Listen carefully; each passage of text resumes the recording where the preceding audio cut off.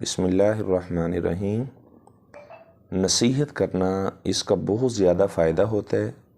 قرآن مجید میں انبیاء نے جب اپنی قوم کے لوگوں کو دعوت دی تو انہوں نے کہا کہ ہم تمہارے خیر خواہ ہیں، یعنی جو نصیحت کرنے والا ہوتا ہے اصل میں وہ منصول ہو کی خیر خواہی کر رہا ہوتا ہے۔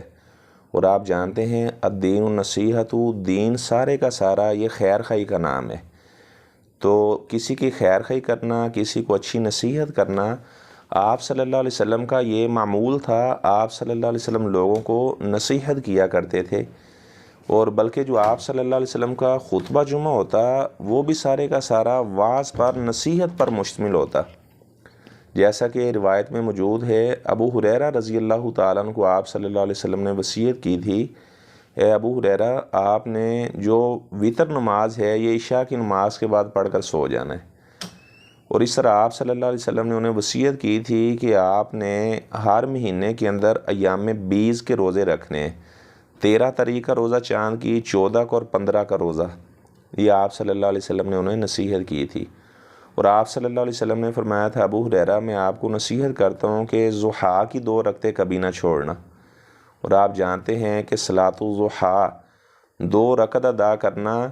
اس کی کتنی اہمیت ہے، گویا کہ آپ نے اپنے بدن کے 360 جوڑوں کا صدقہ ادا کر دیا ہے۔ اگر کوئی 4 رکعت وہ ادا کر لیتا ہے تو اس کے بارے میں فرمایا کہ اللہ تعالیٰ کی مدد سارا دن اس کے لیے کافی رہتی ہے، اور اس کے تمام کام اللہ تبارک و تعالیٰ اپنے ذمے لے لیتے ہیں کہ اب آپ کے سارے کام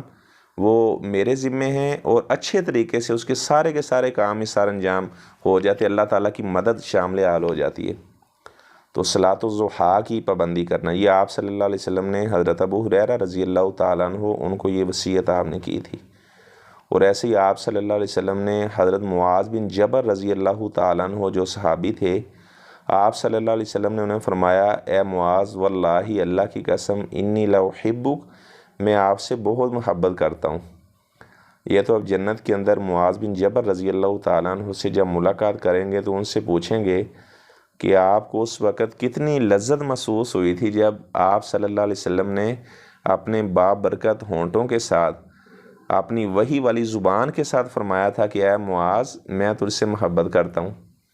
اور معاذ رضی اللہ تعالیٰ عنہ نے آگے سے جواب دیا، اللہ کے رسول صلی اللہ علیہ وسلم میں بھی آپ سے بڑی محبت کرتا ہوں۔ تو آپ صلی اللہ علیہ وسلم نے فرمایا، بیٹا معاذ میں آپ کو نصیحت کرتا ہوں، آپ نے کبھی بھی فرضی نماز کے بعد یہ کلمات پڑھنا نہیں چھوڑنے، رب اعنی علی ذکرک و شکرک و حسن عبادتک، یا اللہ میری مدد کرنا، مجھے توفیق دینا کہ میں تیرا ذکر کرتا رہوں، یا اللہ میری مدد کرنا کہ میں تیرا شکریہ ادا کرتا رہوں، رب اعنی علی ذکرک و شکرک و حسن عبادتک، یا اللہ مجھے توفیق دینا کہ میں تیری اچھی عبادت کرتا رہوں۔ تو یہ آپ صلی اللہ علیہ وسلم نے حضرت معاذ بن جبل رضی اللہ تعالیٰ عنہ ان کو وصیت کی تھی۔ اور اگر کوئی آدمی دیکھتا ہے کوئی آدمی کسی غلط کام میں لگا ہوا ہے اور وہ اسے نصیحت نہیں کرتا تو یہ اس سے خیانت کر رہا ہے۔ تو نصیحت نہ کرنا یہ گویا کہ خیانت کرنے کے مترادف ہے۔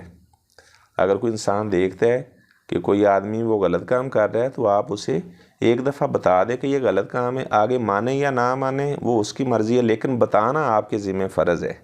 کہ آپ نے لازمی طور پر اپنے مسلمان بھائی کی خیر خواہی کرنی ہے۔ جیسے ہم